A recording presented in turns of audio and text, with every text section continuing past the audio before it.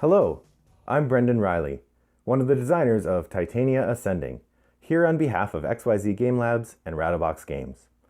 Today I'm going to offer you a live playthrough and demo of the game.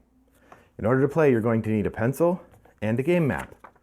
If you visited our booth at a convention, the handbill that we gave you has a map printed on the back. Otherwise, you can go to our website and print one out on your own.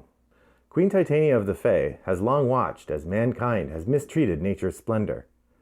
She's finally gathered us, her High Council, to help her coordinate an invasion of Gaia in order to save humankind from themselves. Titania Ascending is a flip and write cooperative game in which we will coordinate and then execute Titania's invasion plans. As soon as we have successfully captured the 6 hallowed citadels and recovered the shards of Gaia, we will win. Let's get started. Divination.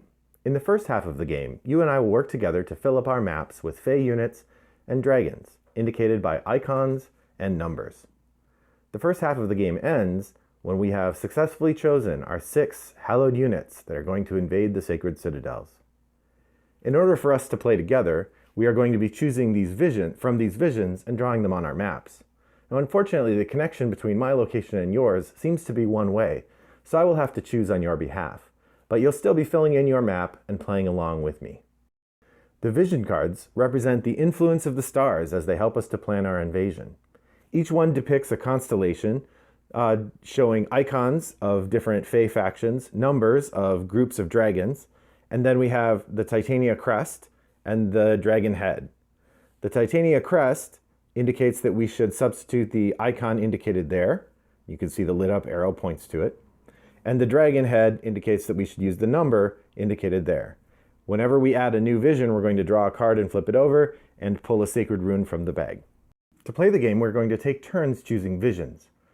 Reading the stars, I suspect that you would have chosen the vision puck, so your first choice will be the vision puck. I'm putting this purple domino there to indicate which vision you're choosing. Once one player has selected a vision, both players, or all players if you're playing more than 2 players, will write the vision on their map. When you look at your map, you're going to see a light-colored area in the middle, a 6x6 area. In the first half of the game during division, that's the only area you can use. So now it's time to draw this vision in your map. Remember that the dragons are substituted for this number 5, so you should draw a 5, a pixie, and a 5. You're allowed to rotate the shape or mirror it however you like. I haven't explained all the rules yet, so I'm going to make a request about where you write your first drawing. When you're drawing the puck shape, please draw it in your map near column A so that one of the dragon 5s lands on the crown space in column A. Your crown space will be in a different space than mine unless you are also using the number 6 map. So please draw the puck space in your map now, putting the 5 and the 5 in the pixie shape so that one of the 5s covers the crown in column A. Meanwhile, I'm going to write it over here. And I'm going to draw the fairy wings, which end up looking like a clover with my poor drawing, right there. And I'm going to draw a line around the shape. You don't have to do this, but it makes it easier to see what's been drawn. Done? Okay, so now if you drew the 5 on the crown, you have succeeded in getting us 1/6 of the way toward the halfway point of the game. You have selected one of the hallowed citadels. So, because you drew a 5 on the crown in column A, we're both going to write a 5 in the banner under column A, right there. Now this is one of the important rules about when we're drawing a map. Each round, one of us may write something on one crown that hasn't yet been filled in one of the columns. So you could write in column A, or I could, or one of us could have written in any of the columns. But as soon as one of us writes on a crown in a column that wasn't filled before, then the others cannot write in on any of the other crowns that haven't been filled yet. However, the second rule that applies is once we have filled in the crown in column A, then any other player who did not fill it in and select the unit can write on that as though it's blank. So next time when I'm drawing something, I could write on that crown with no effect. Because we're working together, we're trying to choose the 6 banners. You've now selected the 5 dragon unit to go in banner A. Meanwhile, on my map, I drew the fairies on a hammer, and then I drew the 2 5s to either side of that. So when I drew the fairies on the hammer, that's indicating that I'm recruiting an aid. Aids are special units that allow you to gain rule-breaking powers that you can use throughout the game. You'll only be able to use them once you've earned them, but you have to recruit the aid first and then earn the power to use them. So, because I drew a pixie on that hammer, I'm going to draw an X under the pixie on my map. And you should as well. Again, this is a cooperative game. We're sharing the resources that we've gathered. We've now chosen one crown unit, and we've now marked the pixie as recruited. All right, now that we've completed that vision, we're going to discard this tile and discard this card, and we're going to replace the vision with a new one. So we draw a new card off the deck, and we draw the blade. And then I go into the bag and I draw a new tile to go under the blade, and we're going to get a 3 with a wisp. So now it's my turn. You chose that last one. Now I'm going to choose from one of the others. Looking at my map, here's the third thing I'm trying to think of. I'm trying to think about what crowns we might cover, what skills we might gain by recruiting aids. And the third thing that we want to do is fill in our maps efficiently because we want to gain boons. The way that boons work is whenever you fulfill a row or a column and you fill up all 6 of the inner spaces, then you get to mark this little circle at the top of the column or the end of the row. That indicates a boon, and it starts to allow you to use the special powers that we've gained by putting units on hammers. Okay, so as I'm looking at the map here, I think that I am going to choose the high tower. So the high tower is a relatively large shape. It's going to use a golem face, 2 dragons, and then it has 2 of these Titania crests, which you'll remember means we use the feather down here, which the feather are sirens. So now I'm going to look at my map and see where I want to place it. Remember that you've already placed the crown in column A, so I could write on there without any kind of trouble or without accidentally setting a crown. If I write anywhere else that there is a crown, I am going to choose the hallowed unit that we're using. I think I am going to choose a crown, actually. I'm going to write in the middle. I'm going to cover up the crown in column D. So and remember, you can rotate this and you can flip it however you like. So I'm going to draw the siren right there and then the golem face right there. So I've now drawn the high tower on my map right there, and I drew it on the crown in column D. I drew a feather, so you want to draw a feather in the banner space in column D. And now you draw the high tower somewhere on your map as well. Please do not cover up any crown that isn't either column A or column D, and your column A crown should already be covered. But you might also cover up a hammer. If you cover up a hammer with one of the Fey icons, you can then cross off this aid here. I won't know that you've earned that aid, however, but it would still be fun to do. The special aid powers are available on a card. I'll talk about those when we get to the point where we might use them. Go ahead and pause if you need to. Okay, on to the next vision. So we now have a new one, the Confluence, which uses the Titania crest with another siren. We have a wisp, a golem, and a sirens. This one is full of different Fey units. It's also an interesting shape. Now here's where we run into trouble again. I have to assume that you are choosing one of these shapes.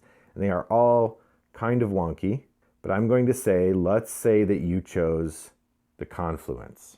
And in doing so, I would like you to write one of these shapes on the crown in column F, if you're able to. I'm going to act as though you were able to in order to continue. Let's say that you're writing the siren feather.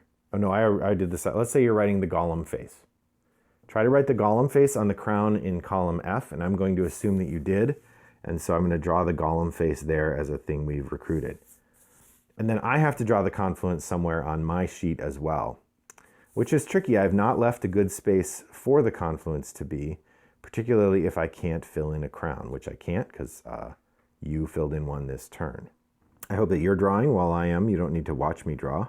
Once again, you can mirror and rotate your shapes. There I have drawn my confluence as well. Go ahead and pause if you need more time. Okay, welcome back. So we've now finished 3 different shapes, and we've marked 3 different hallowed units. So as you can see, the minimum amount of time it would take to finish a round would be six visions. However, because we want to get boons in order to use special powers, we may want to take more than 6 turns in order to finish the map. So we may have turns where we don't, in fact, want to set a crown. Now here's how the boons work. Like I said, over the first half, you're filling up the rows and columns. Anytime you complete a row or column all the way across, then you get to mark one of these boons as complete. Each boon that you have to spend allows you to spend some of the skills that you've earned by recruiting aids. For example, if you look on this little chart here, the first aid that you use will cost you 0 boons.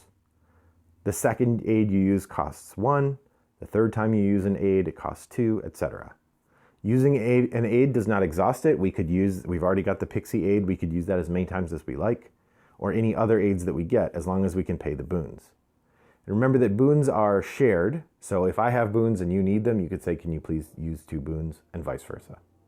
The way that we spend the boons is we earn them, we mark them off with X's, and we spend them by filling in the circle that we marked off. The last thing to know about the boons is you can only recruit them, and you can only recruit the aids during the first half of the game.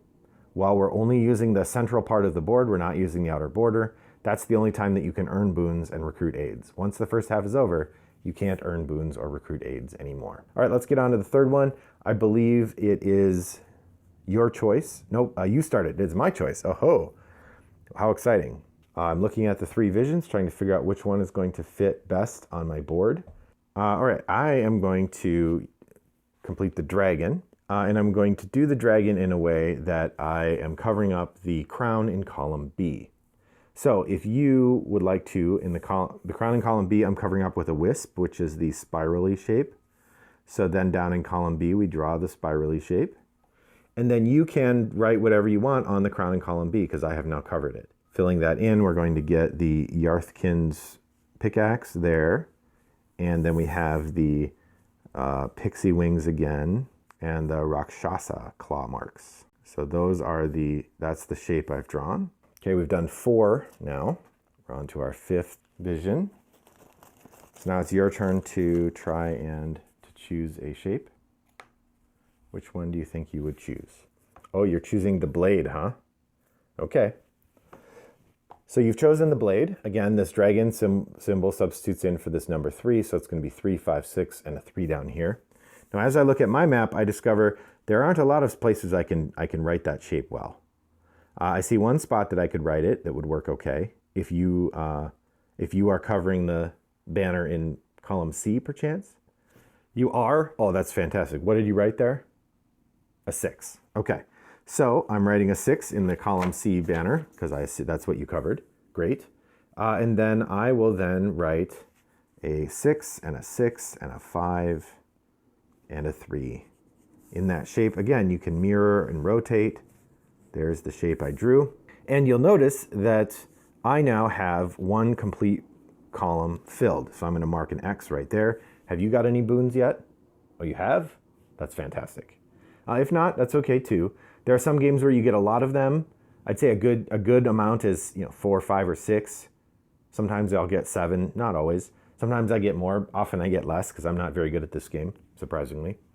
Okay, so that's the blade. All right, so we have the crown. So that gives us the will-o-wisp shape for the Titania crest, and I have a perfect place to put it. So I'm going to put the crown, and I'm going to put it right here. So I'm going to write my dragons in like this, dragon, dragon, and then I'm going to write wisp, wisp, and I wrote the wisp on a hammer, so then I mark the wisp space down here because that marks an aid that I have recruited. And then I am able to draw the shape like that, which completes 2 rows for me, meaning I get 2 more boons. Hopefully you're completing some rows as well. Having a few more boons is always helpful for the group as we go into the second phase, because that part can get a little tricky. So we might be getting to a point now where we start to run out of room. Maybe we have to start using our aids in order to draw the shapes at all, which is fine. You can spend boons and use aids in the first half. Or sometimes somebody just can't draw the thing that we have to, that we've picked, and they have to pass. So it was my turn to pick that last one. So now it is your choice of what you might like to draw here. You want to draw the crook, huh? That one is tricky. Now I would have to pass if you pick that one. Are you sure that's the one you want? That's okay. Oh, what was that? On that last one, you put a feather on a hammer. Oh, that's great. That means that we have that skill available to us as well. Okay, so you're picking the crook. That doesn't leave me a ton of room, but I can write it right here if we use a boon. So I am going to use a power. I'm going to use that siren that you just got us. The siren allows us to omit one square when we record the card. So I'm going to cross out this 0 space. You should too, because we've now used our first aid. And you should, in writing the crook, you may choose to only write 3 of the 4 numbers and spaces if you want, instead of writing all 4. And that's what I'm going to do, but I'm going to write them here, 1, 2, 3, like so. And then I'm not going to write the dragon, which would go off the map. So you can't write that there. All right, so it is my turn again. And I feel like we're running out. I would have had to pass on that last one if I didn't use a skill. And I'm worried that we want to make sure we have enough boons left over in order to use the aids at the end of the next round. So we still have the crown in column D to cover. I think I'm gonna take the Phoenix and cover that crown. So this is gonna be our last play for the first half. So in order to draw the Phoenix, again, we're substituting the golem face for the Titania crests and the number for the dragon heads. And I'm gonna put the golem face, oh, we already have a golem. I'm gonna put the number 1 on the crown. So write a number 1 in column E, and then I'm gonna draw in these golem faces. So I now have 6 boons. That's pretty good. Okay, we've now completed round 1 of the game. We've completed the divination phase. Now that that's done, we have prepared our armies. Our maps are full, and Titania is getting ready to lead her assault on Gaia. So now it's time to dispatch her troops. So in order to switch to the second half, we're going to flip this deck over, and we're going to flip over each of these divination cards, which now become ascension cards. In the second half of the game, what we're going to be doing is we're going to be filling in parts of our map following the instructions on these cards. Just like in the first half, we're going to take turns choosing a vision that we're going to use to play. But this time, whoever chooses the vision has to follow the rule that's written on the top, as well as drawing in the shape that's marked with the black squares here. If they are able to successfully draw the shape and follow the rule somewhere on their map, they get to choose to send a hallowed unit with either the number 4 or the Yarthkin, like for instance on this one, the number 4 or the Yarthkin icon, to the Sacred Citadel. The way that they do that is they mark one of these banners as complete, and one of the 2 of us crosses off one unit of that type on our board. In the second half, we're allowed to use the outer space, so you have extra room to send things. And I'll explain more as we go along. So I believe that my choice was last, so your choice is going to be first this time. Let me go over the 3 visions we have. The first one says, to the Citadel. It says 3 different Fae. So what that means is, in order to take this unit, you would have to draw this shape somewhere on your map, and you can use the outer edge as well. And you need to cover 3 different types of Fae units. Now remember, any icon is a Fae unit, any dragon is a number. So if dragon are not Fae. So if you were to pick that one, that's what you would do. When you do that, then I draw this shape, and I can draw it anywhere. It doesn't matter what I cover. I can just cover blank ones or anything. I don't have to follow this rule. I just have to shade in some space on my board. All right, the second one says an even total of dragons. So you're going to draw this shape, these 4 boxes here, and you're going to add up all the dragons that you covered.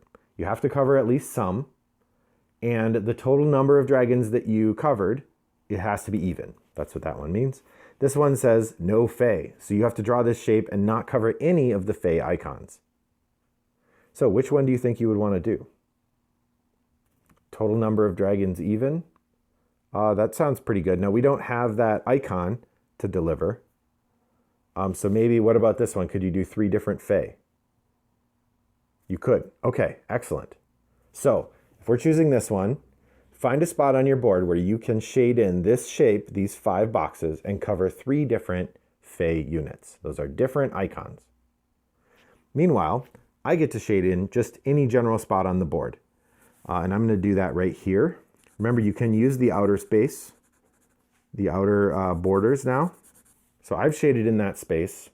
You shaded it in, and you were able to cover 3 different Fae. That is fantastic. That means that we can send a hallowed unit that is either a pixie wings, which we don't have in our banners, or a single dragon, which we do.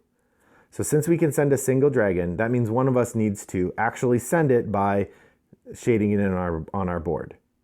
Now, since you just met the condition here, I'll volunteer to do that. I'm going to shade in this number 1 right here, and then we can mark this banner sent by filling in this chevron at the bottom like so. So once again, our goal is to deliver all 6 of these in the way that we just did. So nicely done, good choice. So we're going to keep sending we're going to keep taking out visions and drawing in order to find visions that match what we're doing. All right, so here we have an even total of dragons, looking for a 3 or the claw marks, and then we have no Fae, a 4, and a pickaxe. The new one says, draw a weirding rune, that's these runes in the bag, and replace 1 divined citadel. So that means we get to change one of these banners. Now, the rules say it's actually the leftmost one. The card is not clear on that, but that's what we're going to go with. So I'm actually going to do this one because we do need a feather. That is one of our hallowed units. So now, since I choose this one, you shade in a space that looks like 1, 2, 3, and 1, 2. And I will also shade that in, but then I have to draw a rune and change the leftmost shape here. So I'm going to shade this in right here to keep my shaded area nice and tight. So it's a 2. Remember, you can rotate or flip. As the active player, I always have to cover at least 1 space that has something written in it. If you've managed to find a card, like this card does not require any specific unit, but as the active player who chose it, I have to cover at least 1 unit, because Titania would get pretty mad if she called for reinforcements. She said, I need a field report, and you sent nothing. So I sent a couple units here by covering that up. And then I have to draw a rune and change this leftmost one. So we're going to draw it. And since it's a number, then we replace it with a shape is going to be a pixie wings, which might end up being pretty difficult, I think, to resolve. So if you drew some pixie wings there, that's great. And then we get to send a siren or a 2. So I'm going to send this siren. And could you please shade in a siren on your map? Now, we've done it that the active person isn't the one shading it in, but we don't have to. We just take turns, or whoever has it convenient can do it. But I'm going to ask you to this time. Excellent. All right, continuing on. Again, each time we're just removing the card, flipping a new card over, and drawing a new rune. So right now we are running into some trouble in that the runes that we have don't all match the shapes that we're going for. Oh, we do have a spiral now, so if you can do this one, that would be great. Can you get 1 to 4 total dragons in that shape? So what that means is you're filling in that shape, you're covering up the dragons, you add them up, you have between 1 and 4. You have to send at least 1, you can't send more than 4. You're able to do that? That is fantastic. So go ahead and do that. And I will draw that shape as well. I have to, in fact. And I'm going to draw it like this because I already had a thing there. So I'm filling this in like so. And you filled in 1 to 4. And then that allows us to, do you want to send, we can send a wisp, which is indicated right there. Excellent work. And then somebody has to cross off a wisp. I guess I can do that since you did such a nice job earlier. And you were helpful to me that way. Now, we haven't used any of our aids yet. We did get 3 aids. We got the wisp, which lets us erase 1 square, which is very helpful. We got the siren, which lets us omit 1 square. We did use that once already. And then we got the pixie, which lets us discard a rune and draw a replacement. So that could allow us to fix these cards. Let's do one more shape just to get a feel. Hello, there's my cat. She says hi. I'm going to cheat a little bit in the bag to set up a situation here that fits us. Okay, so now you can see in the display that we do not have any of the shapes that we need. We don't have the pixies, we don't have a 6, and we don't have a golem face. So here's what we do. It is your turn. You pick one of these. Let's say you're going to do this. This one, you're going to be able to cover it up with no Fae. I draw the shape as well. I'm going to do it right here, covering it up like so. This one. Okay, and so now you completed one. We completed one that does not use that does not have one of the hallowed units we need to send. So then what we get to do is we discard this, and then as the active player, you can choose which of the other ones you want to discard. Maybe there's a pattern that's really hard to meet. Maybe there's a rune tile we don't want. Whatever it is, when you complete one that does not allow us to send a hallowed unit, then we can discard others. And let's say we're going to discard both, and we'll get 2 new cards. And then we actually replace the one that we did as well, and then we get 3 new runes. And these are the last 3 runes of the game. Why don't we do one more, and then we'll call it a day. So this one says an odd total of dragons, and each dragon unit is even, so that's slightly different. We're not adding them up. We're looking at all the dragon units that are being covered. You have to cover at least one, and they're all even. And this one says 3 different fae. That's a shape you're familiar with. I think it's my turn to pick, and we're gonna go out with a bang here. An odd total of dragons. Well, I have a lot of room in the corner here, and I think that's a fun space to fill in. So I am going to fill in this space in the corner, these big steps, and there's 1 dragon in there, so the total of dragons is odd. So by filling in that, then that allows me to send the golem unit, and what the heck, I will fill in the golem unit too. So we are now 4/6 of the way to the end of the shared board as well. Now, if you're ever able to not draw the shape, either in the first half or the second, you do have to pass. And once you've passed, then you don't draw anything else in that half. Now, if in the first half you pass before you're able to set all 6 of these, then we lose. In the second half, if you pass before you're able to mark all of these sent, then we lose.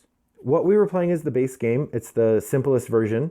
We do have a variety of difficulty cards that add in wrinkles to the game. They change some of the rules. They make it more difficult by adding more requirements or making you shade in some things or that sort of thing. So the game scales up in difficulty. I'm not going to play out the rest of the game. We're almost done. Hopefully that gave you a good taste of how it would play, and you can see whether or not you'd like to play on your own. Very soon we're going to have the ability to play the solo remote game as well. That is a game you'll be able to play all the way through using the same map. We designed this game as a co-op, and that is the prime mode, but the solo/competitive mode is really fun as well if you have a lot of friends, or you want to be able to compete a little bit, or you want to play by yourself. So take a look on the XYZ Game Labs website, and thanks for playing today. Reach out and let us know if you have any questions, and I hope that you'll consider backing us when this goes to crowdfunding in late October. Thanks. On behalf of XYZ Game Labs at Rattlebox Games, I'm Brendan Riley. Have a good day.